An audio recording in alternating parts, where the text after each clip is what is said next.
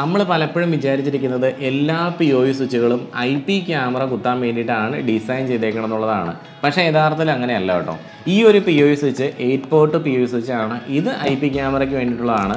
പക്ഷേ ഈ ഇരിക്കുന്ന 8 പോർട്ട് POE സ്വിച്ച് നമുക്ക് നെറ്റ്വർക്കിംഗ് ചെയ്യാൻ വേണ്ടിയിട്ടാണ് ഉപയോഗിക്കുന്നത്. അതുമാത്രമല്ല ഈ രണ്ട് POE സ്വിച്ചുകളിലും രണ്ട് അഡീഷണൽ പ്രത്യേകതകളും കൂടെ വരുന്നുണ്ട്. POE ഓട്ടോ റിക്കവറി, അതുപോലെ തന്നെ POE ഐസൊലേഷൻ മോഡ്. അപ്പോൾ ആ രണ്ട് കാര്യങ്ങളും എന്താണെന്നും ഞാൻ ഈ ഒരു വീഡിയോയിലൂടെ നിങ്ങൾക്ക് പറഞ്ഞുതരാം. അപ്പോൾ എല്ലാവർക്കും നെക്സ സിസ്റ്റത്തിൻ്റെ പുതിയൊരു വീഡിയോയിലേക്ക് ഒരിക്കൽ കൂടി സ്വാഗതം. അപ്പോൾ രണ്ട് POE സ്വിച്ചുകൾ നമ്മൾ നോക്കുമ്പോഴത്തേക്കും 8 പോർട്ട് POE സ്വിച്ചുകൾ തന്നെയാണ്. പക്ഷേ ഇതിന് ചില വ്യത്യാസങ്ങളൊക്കെ വരുന്നുണ്ട്. ആ വ്യത്യാസമാണ് ഞാൻ നിങ്ങൾക്ക് ഈ ഒരു വീഡിയോയിലൂടെ പറഞ്ഞുതരാൻ വേണ്ടി പോകുന്നത്. അപ്പോൾ നമുക്കതൊന്ന് അൺബോക്സ് ചെയ്ത് നോക്കാം. LS108GP.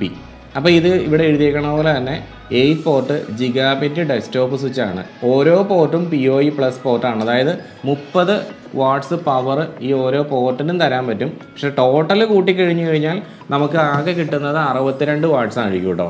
അപ്പോൾ നമുക്കിപ്പോൾ ഒരു ഉപകരണമുണ്ട്, അത് 30 വാട്ടിൽ വർക്ക് ചെയ്യുന്ന ഉപകരണമാണെന്നുണ്ടെങ്കിൽ അതുപോലത്തെ രണ്ട് ഡിവൈസുകൾ മാത്രമേ മാക്സിമം ഇതിനകത്തോട്ട് കണക്ട് ചെയ്യാൻ പറ്റത്തുള്ളൂ.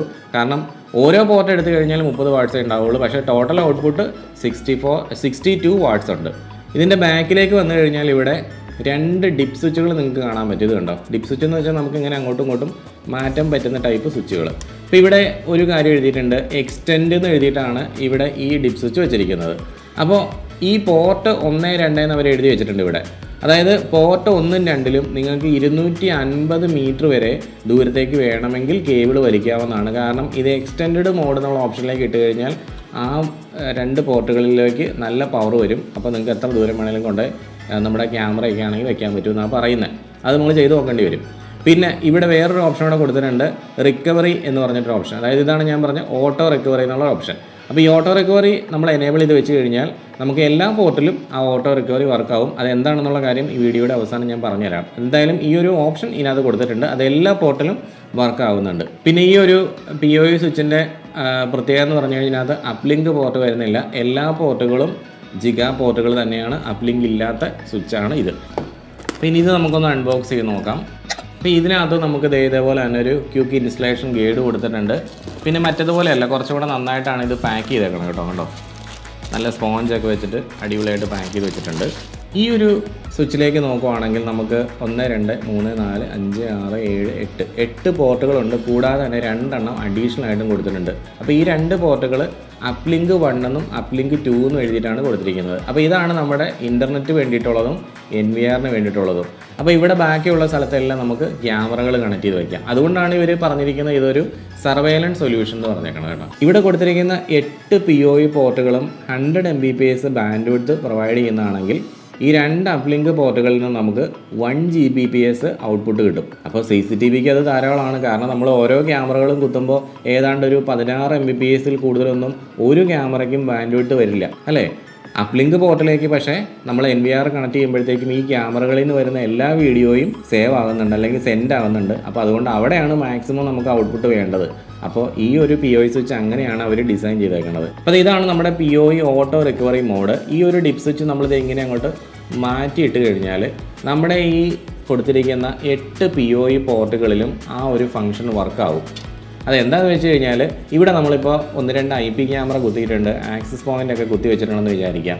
അപ്പോൾ ആ ഡിവൈസിൽ നിന്ന് പ്രത്യേകിച്ച് ഒരു ആക്ടിവിറ്റി നടക്കാത്ത അവസ്ഥയാണെങ്കിൽ, അതായത് ഔട്ട്പുട്ട് കറക്റ്റായിട്ട് ഫംഗ്ഷൻ ചെയ്യുന്നില്ല, ഇത് ഇനാക്റ്റീവ് സ്റ്റേജിലൊക്കെ ആയി പോവുകയാണെന്നുണ്ടെങ്കിൽ ഓട്ടോമാറ്റിക്കലി ആ ഒരു ഡിവൈസിനെ ഈ ഒരു ഇൻ്റലിജൻ്റ് ആയിട്ടുള്ള POE സ്വിച്ച് റീബൂട്ട് ചെയ്യും.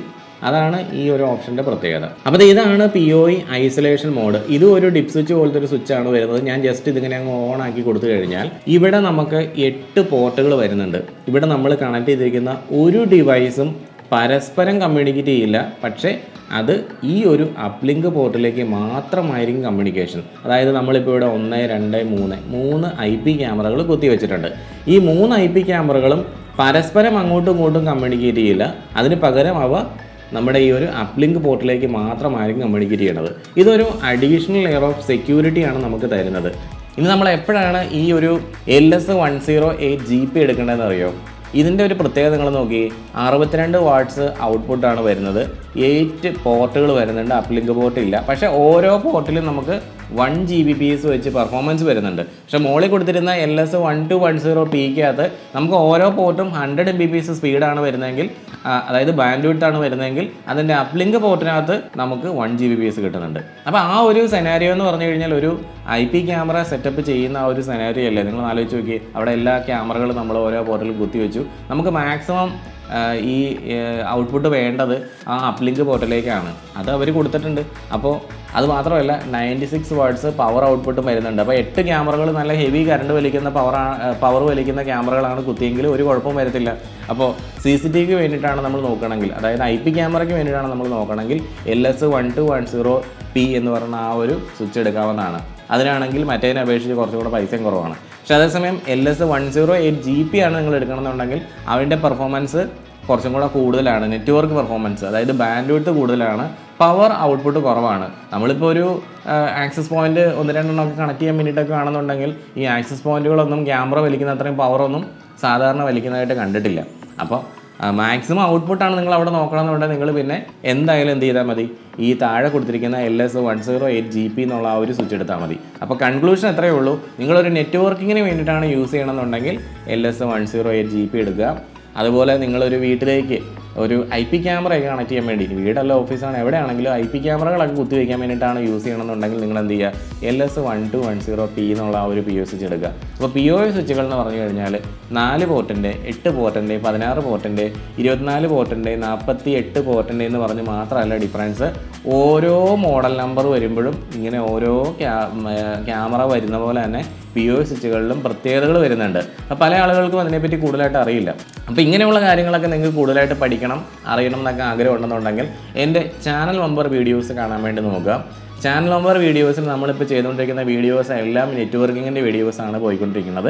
അപ്പോൾ അവിടെ നമുക്ക് ഇനി ഇൻട്രൂഷൻ അലാം സിസ്റ്റം വരും, BDP വരും, ആക്സസ് കൺട്രോൾ മെഷീൻസ് വരും, അങ്ങനെ എല്ലാ കാര്യങ്ങളും വരുന്നുണ്ട്. വലിയ റേറ്റ് ഒന്നും വരുന്നില്ല. ഒരു മാസത്തേക്കാകെ 399 രൂപ മാത്രമാണ് ചാർജ് വരുന്നത്. 159 റുപ്പീസിൻ്റെ പ്ലാനും വരുന്നുണ്ട്. അതിൽ വീഡിയോസിൻ്റെ എണ്ണം കുറവാണെന്ന് മാത്രമേ ഉള്ളൂ. വളരെ ബിഗിനർ ആയിട്ടുള്ള ഒരാളാണ്, നിങ്ങൾക്ക് വളരെ ബേസിക് ആയിട്ടുള്ള കാര്യങ്ങൾ മാത്രം മനസ്സിലാക്കിയാൽ മതി എന്നുണ്ടെങ്കിൽ നിങ്ങൾ എൻ്റെ 159 പെർ മന്ത് വരുന്ന ആ ഒരു പ്ലാനിലേക്ക് പോയാൽ മതി. ഇങ്ങനെയുള്ള ഒരുപാട് ഇൻട്രസ്റ്റിംഗ് ആയിട്ടുള്ള കാര്യങ്ങൾ നിങ്ങൾക്ക് പഠിക്കാൻ പറ്റും, അറിയാൻ പറ്റും. നമുക്ക് മന്ത്ലി ഒരു 10 വരെ ക്ലാസ്സുകളാണ് അതിനകത്തുള്ളത്. അപ്പോൾ അത് ഫ്രീക്വൻ്റ് ആയിട്ട് ഞാനിങ്ങനെ അപ്ലോഡ് ചെയ്തുകൊണ്ടിരിക്കുന്നുണ്ട്. പഴയ വീഡിയോസൊക്കെ നിങ്ങൾക്ക് കാണാനും പറ്റുന്നതാണ്. ഓക്കെ, അപ്പോൾ എല്ലാവർക്കും നല്ലൊരു ദിവസം ആശംസിക്കുന്നു.